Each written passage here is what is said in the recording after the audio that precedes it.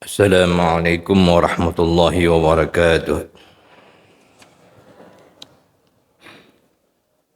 Bismillahirrahmanirrahim. Alhamdulillahil mani'ad darun nafi'. Lahul asma'ul husna wa sifatul ulah. Wassalatu wassalamu ala al-habibin nabiyil mustafa. أفضل الوراء سيدنا وحبيبنا وشفيعنا وقرة أعيننا ومولانا محمد وعلى آله وصحبه ومن اهتدى.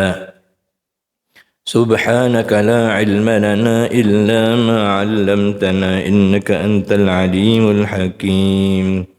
ولا حول ولا قوة إلا بالله العلي العظيم. وكلهم من رسول الله ملتمس غربا من البحر أو رشبا من الديم. مدد يا سيدي يا رسول الله، مدد يا حبيب الله، مدد يا مشايخنا، مدد يا شيخي، مدد إلهي أنت مقصودي ورضاك مطلوبي. Guru-guru kita, ulama-ulama kita yang dimuliakan Allah, orang-orang tua kita, semoga Allah senantiasa menjagakan mereka semua, menjadikan hari-hari mereka adalah hari-hari bahagia, anak-anak mereka anak-anak yang soleh, yang berbakti, yang taat kepada Allah Subhanahu wa ta'ala. Karena tidak ada kebahagiaan hati orang tua melainkan melihat anaknya adalah anak-anak yang soleh. Semoga kita semua, khususnya yang hadir di Masjid Al-Ansar pada subuh hari ini, diampunkan Allah Subhanahu wa ta'ala.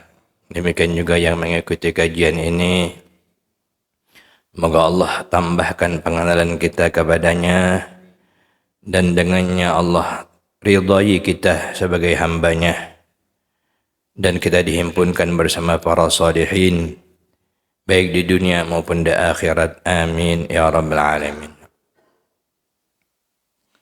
Subuh hari ini kita akan mengaji nama Allah yang ke-91 dan 92, yaitu Ad-Dar dan An-Nafi'. Ad-Dar dan An-Nafi' adalah nama Allah yang ke-91 dan 92. Ad-Darru artinya yang maha memberi mudarat, dan An-Nafi' artinya yang maha memberi manfaat. Maksudnya dialah Tuhan yang terbit daripadanya lah apa itu yang berbentuk yang buruk maupun yang baik. Hakikatnya Allah Subhanahu wa ta'ala dialah yang memberikan apakah manfaat ataupun mudarat. Seluruhnya dinisbahkan kepada Allah. Semuanya dari Allah Subhanahu wa ta'ala. Makanya di antara doa yang diajarkan Nabi atau zikir diajarkan Nabi, kita baca di pagi hari 3 kali. Bismillahilladzi la yadurru ma'asmihi syai'un fil ardi wala fis sama' wa huwas sami'ul alim. Dengan nama Allah yang tidak ada yang dapat mendatangkan mudarat dan tidak apa pula yang dapat mendatangkan manfaat, seiring dengan nama Allah sesuatu pun juga. Jadi hakikatnya Allah juga yang memberikan manfaat dan mudarat. Fil ardi wala fis sama', baik di bumi maupun di langit, dan dialah Allah As-Sami'ul Alim, yang maha mendengar lagi maha mengetahui. Jadi kita harus tanamkan hakikat sampai ke tahap pemberi sebab, pemberi bekas. Misalnya api secara adatnya membakar, maka yang memberikan bekas terbakar itu Allah, bukan api itu sendiri. Pisau melukakan, hakikatnya yang memberikan manfaat dan mudarat adalah Allah Subhanahu wa ta'ala, dan yang memberikan bekas daripada sayatan pisau Allah Subhanahu wa ta'ala juga. Karena dialah yang di tangannya lah segala manfaat dan segala mudarat. Mudah-mudahan Allah berikan kepada kita segala manfaat dan Allah jauhkan daripada kita seluruh mudarat. Amin ya rabbal alamin. Allah dengan namanya Ad-Darru yang memberi kemudaratan dan An-Nafi' yang memberikan manfaat. Ada kalanya dia memberikan itu dengan perantaraan malaikat atau manusia, atau bahkan jin, atau bahkan binatang, atau alat-alat atau benda-benda yang lain. Dan ada kalanya dengan tanpa perantara, ataupun perantaranya tidak dapat dilihat atau diindra. Jadi ada kalanya Allah melalui perantara malaikat dan manusia dan jin dan alat dan sebagainya, melalui hukum sunnatullah, melalui hukum sebab akibat, yang hakikatnya tidak ada yang memberi manfaat dan mudarat melainkan hanya Allah Subhanahu wa taala. Dan sebab pun tidak dapat mengakibatkan sesuatu kalau bukan dengan izin Allah Subhanahu wa taala. Karena hakikatnya Allah juga yang musabbibul asbab. Dia yang menyebabkan segala sebab dan segala akibatnya. Jangan engkau menyangka bahwa racun itu membunuh dengan sendirinya, atau makanan itu mengenyangi dengan sendirinya dan memberi manfaat dengan sendirinya, atau sesuatu ada daripada makhluk yang mampu atas kebaikan dan kejahatan. Jangan, artinya tidak ada semua makhluk tak berdaya. Hakikatnya semuanya dari Allah Subhanahu wa taala. Ada manfaat, setiap makhluk ada kebaikan dan ada kejahatan, ada manfaat dan ada mudarat. Bahkan seluruh yang demikian itu ditundukkan oleh Allah taala. Dengan kata lain, bahwa sesuatu yang telah diatur oleh Allah itu tidak bisa berbuat melebihi apa yang sudah diatur oleh Allah, baik manfaat maupun mudarat. Dulu kita sudah mengaji tentang qada dan qadar. Ketetapan Allah itu sudah ada di Lauhil Mahfuz. Takdir Allah, eksekusinya itulah yang kita alami dalam kehidupan kita, menunggu waktu yang ditentukan oleh Allah Subhanahu wa taala. Macam kita duduk subuh hari ini, bukan kebetulan. Ini adalah ketetapan Allah Subhanahu wa taala. Hari ini kita kembali dikumpulkan, dan dengan izin Allah setiap Sabtu tanpa halangan Allah izinkan kita biiznillah. Nah, ini untuk mendudukkan keyakinan ini. Disebut oleh para ulama kita, ulama tauhid, kita harus ada merasakan bahwa kita ini tidak ada daya dan upaya. At-tabarri minal hawli wal quwwah. Karena yang punya daya dan upaya, kekuatan itu hanyalah Allah Subhanahu wa taala. Kita ini hanya dipinjamkan Allah, diberikan Allah, atau diwasilahkan Allah melalui kita. Sering kita sebut, mudah-mudahan Allah selalu tolong kita. Kalau Allah bilang kita tak bisa ngangkat gelas ni, tak ada bisa. Walaupun macam gini, na'udzubillahi min dzalik, mudah-mudahan kita dijagakan Allah, dilindungi Allah. Orang yang stroke, tak bisa ngangkat. Pipinya digigit nyamuk, hati nak napuk, tapi tangan tak bisa bergerak. Karena Allah tak memberikan daya. Nah, jadi semuanya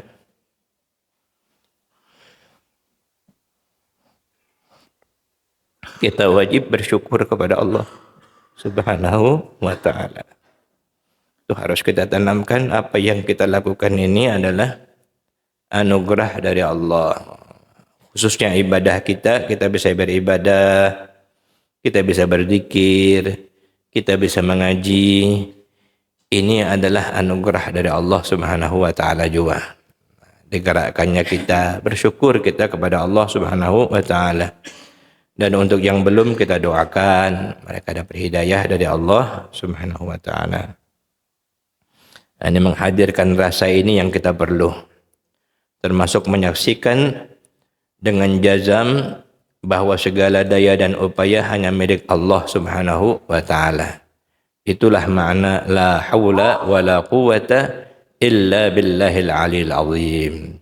Tidak memberikan manfaat atau mudarat melainkan hanya Allah Subhanahu wa taala, ataupun yang diberikan Allah izin, artinya sebagai perantara.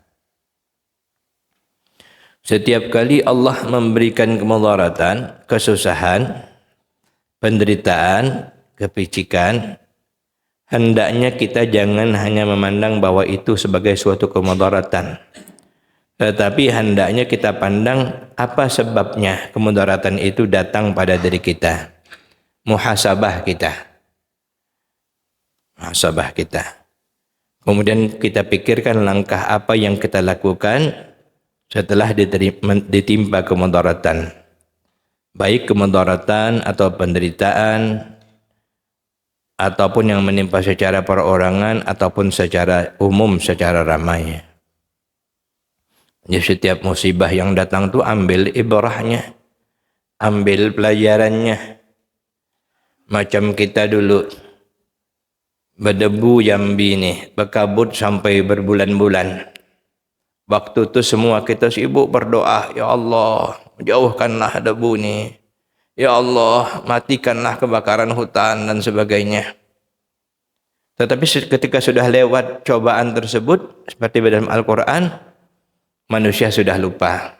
Syukurnya sebentar cuman waktu itulah. Habis itu macam tidak ada hal lagi, tak ya? Nah, itulah kita. Seolah-olah dalam Al-Quran tidak pernah menimpa kepada mereka musibah itu. Lupa mereka, padahal Allah angkatkan, Allah lepaskan mudarat itu daripada mereka. Namun ketika manusia itu tidak menyadari, disitulah penilaian dari Allah Subhanahu wa taala. Macam yang lembut, yang dakik, yang latif, yang sering kita lupa. Kesehatan kita, kemampuan kita dalam mengendalikan ataupun menggerakkan tubuh kita, udara yang diberikan Allah, makan minum tiap hari. Karena sebagai sesuatu yang rutinitas, banyak kita yang lupa bersyukur kepada Allah Subhanahu wa taala. Bersyukurnya nunggu dapat hujan duit baru bersyukur. Alhamdulillah. Yang hari-hari yang dapat udara, yang dapat tidur, ada kita syukur. Itu pun masih untung kalau mau ngamalkan hadis Nabi, doa-doa dari Nabi, bangun tidur baca Alhamdulillahilladzi ahyana ba'dama amatana wa ilaihin nusyur. Walaupun cuman mulut masih untung juga lah. Seyogianya disyukuri dengan lisan dan hati kita, dan dibuktikan dengan ketaatan kita kepada Allah Subhanahu wa taala. Firman Allah, wa in yamsaska Allahu bidurrin fala kashifa lahu illa hu wa in yamsaska bi khairin fahuwa ala kulli syai'in qadir. Dan jika Allah menimpakan kepada engkau kemudaratan, maka tidak ada yang bisa melepaskannya daripadamu kecuali hanya Dia. Dan jika Allah memberikan kepada engkau manfaat atau kebaikan, maka Allah berkuasa atas segala sesuatu. Nabi Isa alaihissalam mendoakan untuk kaumnya, fa in tu'adzibuhum fa innahum ibaduk. Ya Allah, kalau engkau azab mereka, mereka adalah hambamu, itu hak engkau ya Allah. Wa in taghfir lahum, kalau engkau ampunkan mereka, fa antal ghafurur rahim, engkau maha pengampun lagi maha penyayang. Menangis Nabi kita membaca ayat ini. Karena Allah maha kuasa atas segala-galanya, tapi Allah berikan kelapangan dengan kebaikannya. Fahuwa ala kulli syai'in qadir. Dia maha kuasa atas segala sesuatu. Setiap kali penderitaan atau musibah yang ditimpakan Allah kepada kita, maka yang bisa melapangkan dan menghilangkannya hanyalah Allah jua. Makanya kita rujuklah kepada Allah. Dibuat Allah kita sakit, dibuat Allah kita ada masalah. Di baliknya ada hikmah. Pertama, kita memohon kepada Allah. Lisan kita langsung berdoa, ya Allah tolonglah aku. Kedua, hikmahnya kita memeriksa diri kita. Jangan-jangan nih gawe kita nih gara-gara kita dewek berdosa, kesombongan kita. Allah sayang dengan kita, Allah tegur kita. Kata Imam Abdul Qadir Al-Jilani, kalau Allah semakin sayang dengan kita, maka semakin banyak pula cobaannya. Nah, cobaannya lah siapa yang lulus, semakin tinggi derajatnya di sisi Allah Subhanahu wa ta'ala. Yang perlu kita cari setelah kemudaratan itu datang adalah mencari penyebab mengapa Allah kirim kemudaratan itu. Ambil hikmahnya. Nah, salah satunya adalah karena kelalaian kita, karena jauhnya kita dari Allah, karena dosa-dosa kita. Lau amana dalam Al-Quran, kalau semua orang beriman, maka Allah, lau amana ahlul qura wattaqaw lafatahna alaihim barakatim minas sama'i wal ard. Kalau ahli penduduk satu negeri itu semuanya beriman kepada Allah, niscaya Allah bukakan atas mereka itu barakat, keberkahan baik dari langit maupun dari bumi. Walakin kadzabu, tetapi mereka banyak yang mendustakan. Nah, maka ketika diturunkan mudarat itu kita berpikirlah insyaf, sabar. Kalau rasa-rasa tak ada banyak salah, maka kita yakin dengan sabar, mudah-mudahan Allah nak menghabiskan dosa-dosa kita. Yang banyak, yang kasar-kasar mungkin kita sudah tobat. Yang halus-halus banyak kita tak ingat lagi. Salah satunya menggibah orang lain, menyakiti hati orang lain, menyinggung perasaan orang lain, tidak berbakti kepada ibu, lewat lupa kita. Tidak ada jawab salam orang. Nah itu, makanya kita terus muhasabah, memeriksa diri kita. Itu salah satu hikmah untuk mengetahui apa penyebab mudarat itu dikirimkan oleh Allah Subhanahu wa ta'ala. Bahkan sampai tingkat tertingginya, tadi kalau Allah semakin sayang, nah dikirimnya juga. Nah, jadi jangan cepat kita menilai dan apalagi putus asa, na'udzubillah, thumma na'udzubillahi min dzalik. Nabi Ayub alaihissalam 70 tahun dalam riwayat itu sakitnya. Ada yang mengatakan 60 tahun. Sabarlah dia. Nah, yang penting berusaha, berikhtiar, ya. Berobat. Nabi Isa alaihissalam pakaian cuma 2 lembar, tidak punya rumah, tidak punya bini, semua tidak ada ini, ya. Nah, sabar dia. Nah, Nabi kita yang paling sabar. Nabi Ulul Azmi ada 5 nabi. Nabi Nuh, Nabi Ibrahim, Nabi Musa, Nabi Isa, Nabi Muhammad sallallahu alaihi wa ala alihi wa sahbihi wa sallama tasliman katsira. Cobaan kepada seluruh nabi didapati oleh nabi kita sallallahu alaihi wa ala alihi wa sahbihi wa sallama tasliman katsira. Namun dia adalah orang yang sabar. Innallaha yuhibbus sabirin atau innallaha ma'as sabirin. Sungguhnya Allah beserta orang-orang yang sabar.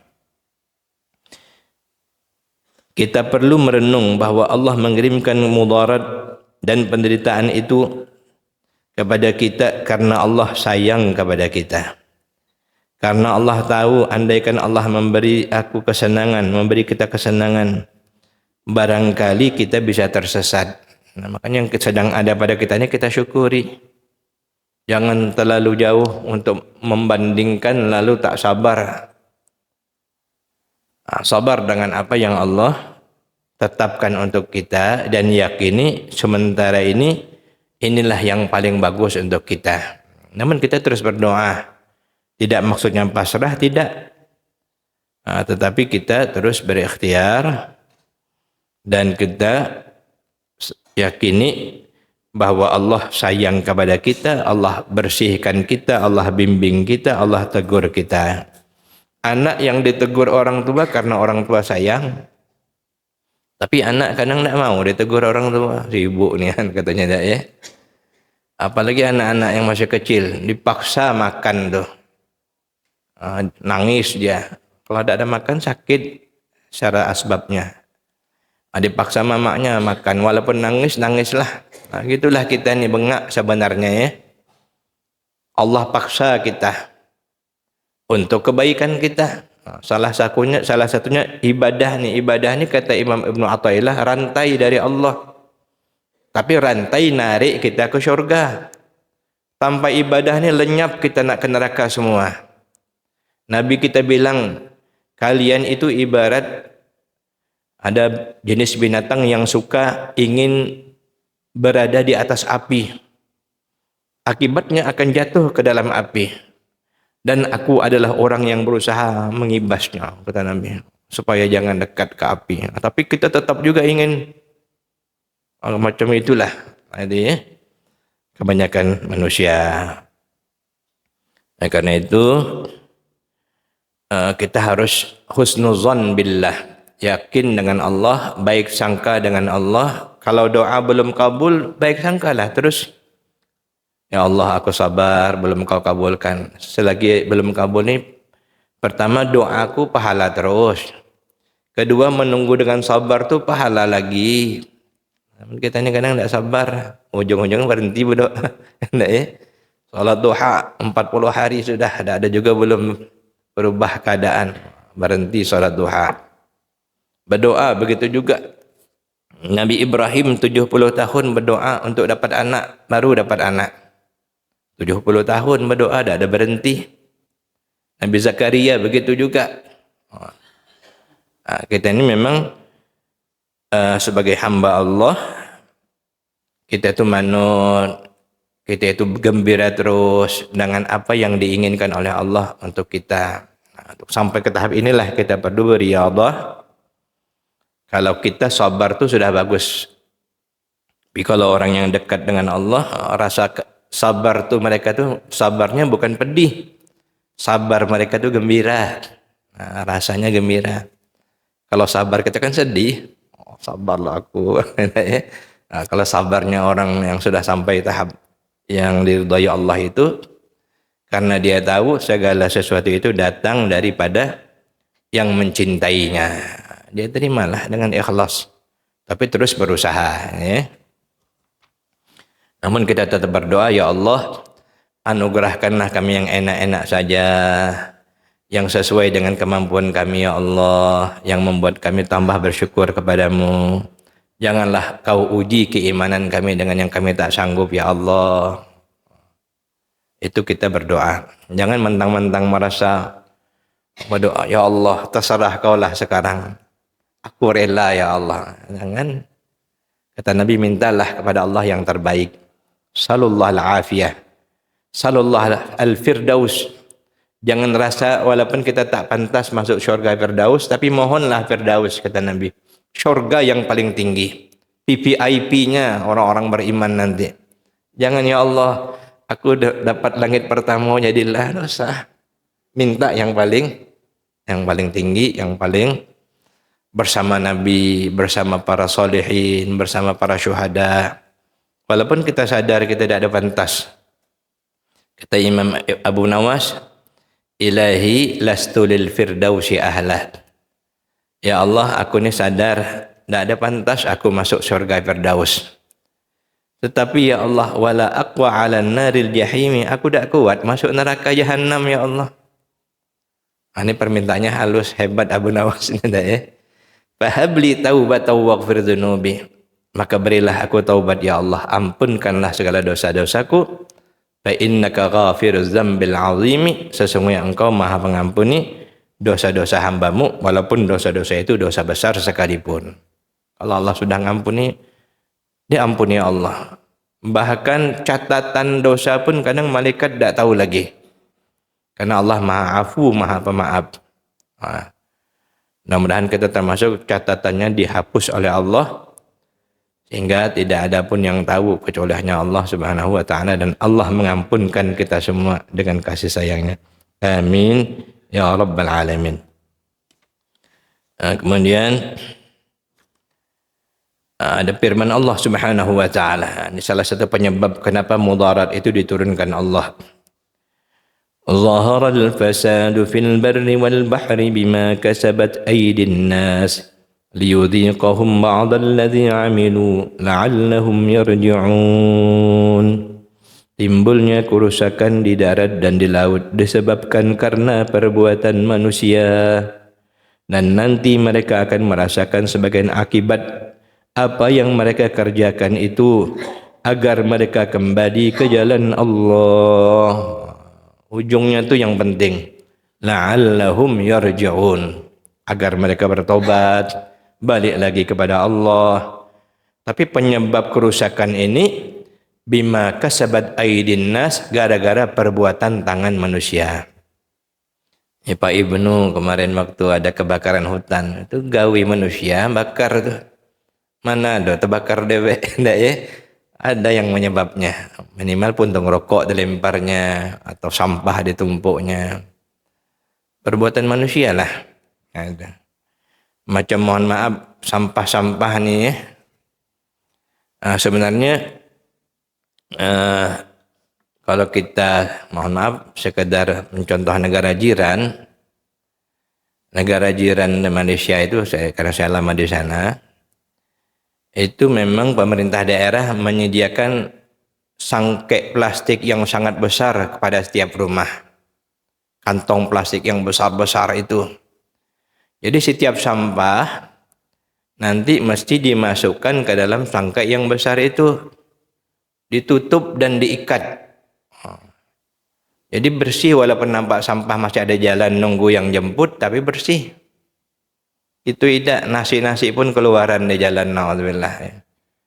Tidak mau sekedar masukkan ke dalam plastik pun tanda juga. Berhambur atau kita lewat. Sebenarnya itu perbuatan manusia. Kota jadi kotor, kesehatan jadi tidak baik. Padahal kalau menjaga kebersihan, itu adalah ajaran Islam, ajaran Nabi kita.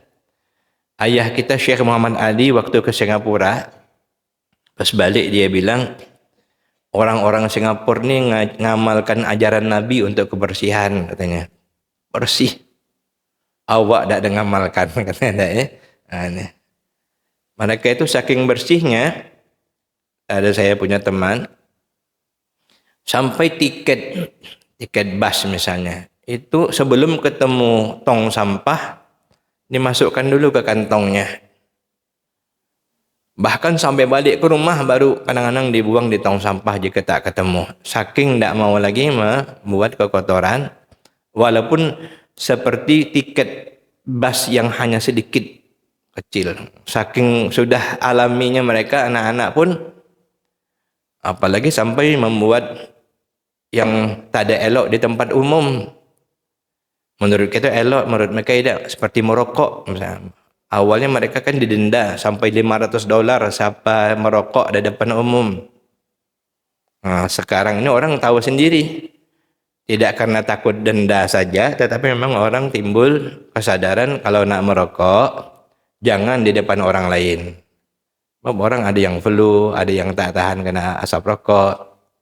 Nah, itu kita tidak mengamalkan. Kita ni kapan merokok tanpa dosa. Tahu lagi kawan sebelah ada flu, ada sebagainya. Ala kulli hal, banyak hal-hal yang itu yang sederhana, tapi yang paling menimbulkan kerusakan, nah, janganlah. Mohon maaf, misalnya ada cara yang lebih bagus, kira-kira jangan membakar. Apalagi ada tetangga yang sakit asma, Awak setiap hari bakar rumput, bakar sampah. Tetangga awak asma, setiap hari dia nahan. Tetangganya tidak ngerti nian, katanya ya. Sementara kita tidak ngerti. Yang penting kita nganggap inilah cara kita. Jadi jangan perbuatan manusia juga yang menyebabkan kerusakan, baik di darat maupun di bumi. Sungai kita kotor karena kesadaran kebersihan kita tidak ada. Padahal bisa lah kalau tidak buang di sungai, bisa kan ada taruh dalam plastik, letakkan di tempatnya kalau bisa malam hari, ataupun kalau memang ada kemudahan di depan rumah masing-masing nanti ada petugas yang ngambil. Ini kadang-kadang memang harus ada sinergi lah. Sinergi. Kadang-kadang yang kalau kita tanya pihak-pihak yang bersangkutan kadang-kadang ada juga alasannya. Apalagi yang kerja itu. Kami macam mana anak rajin. Macam-macam alasannya ya. Gaji kami tidak keluar katanya, tidak lambat. Honor kami lambat, honor kami dikit. Balik-balik itu lagi. Salah satu penyebab kemudaratan adalah kita juga. Sakit ini pun, makanya kita sadar ambil hikmahnya. Kenapa kolesterol aku ini tinggi? Gawe makanan terus, akan melemak terus. Ya. Ambil pelajarannya. Nah, itu supaya kita memperbaikinya. Cuman untuk bab sakit, sebenarnya yang paling baik itu maknanya adalah kita terus berobat, namun kita terus mendekatkan diri kepada Allah.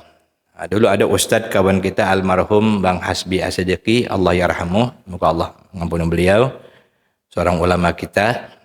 Dalam khutbahnya dia bilang, ketika ada orang yang meninggal dunia, orang akan bertanya, sakit apa dia? Sakit jantung, kata orang. Maka semua orang sibuk menjaga makanan. Tidak ada orang yang menyiapkan kenapa dia mati? Karena ajalnya sampai dan dia harus mempersiapkan amalan. Jadi yang disibukkan ini bukan menyiapkan amalan, cuma mencegah supaya jangan sakit tuh. Padahal mestinya kan yang diperbaiki adalah diri kita. Kalau kita meninggal dunia, semoga dalam husnul khatimah. Tapi rata-rata orang yang disibukkan bukan menyiapkan diri untuk husnul khatimah, semata-mata takut jangan sampai kena seperti orang itu sakitnya. Akibatnya dia dengar orang gara-gara sakit diabetes, padahal dia sehat, tak mau lagi dia minum gula. Enak-enak pun dia tanda lagi. Ngapa? Aku takut nanti kena diabetes. Bolehlah juga sebagai ikhtiar, tapi jangan sampai kita melupakan yang kita persiapkan itu sebenarnya adalah apa yang kita siapkan untuk menghadapi kematian. Betul lah kira-kira nih, kapan ada orang yang meninggal pasti kita nanya sakitnya apa. Lalu kita takut, wah iya sakit tuh ya. Padahal yang paling pertama mestinya kata beliau, ingat bahwa kita juga akan meninggal dunia juga. Mudah-mudahan Allah menolong kita. Saya hanya dapat menyampaikan dan ingin juga mengajak kita sama-sama memperbaiki diri kita. Sekuat tenaga kita, mudah-mudahan ditolong Allah, dimudahkan Allah. Karena tidak ada bahagia yang sesungguhnya kecuali kita bersama Allah. Nah, dimanapun kita berada, kita ingat Allah, kita kagum dengan Allah, kita rindu dengan Allah, dan kita berbahagia bersama Allah Subhanahu wa Ta'ala. Amin ya Rabbal Alamin. Ya awwal al-awwalin wa ya akhir al-akhirin wa ya dzal quwwatil matin ويا راحم المساكين ويا أرحم الراحمين يا أول الأولين ويا آخر الآخرين ويا ذا القوة المتين ويا راحم المساكين ويا أرحم الراحمين يا أول الأولين ويا آخر الآخرين ويا ذا القوة المتين ويا راحم المساكين ويا أرحم الراحمين.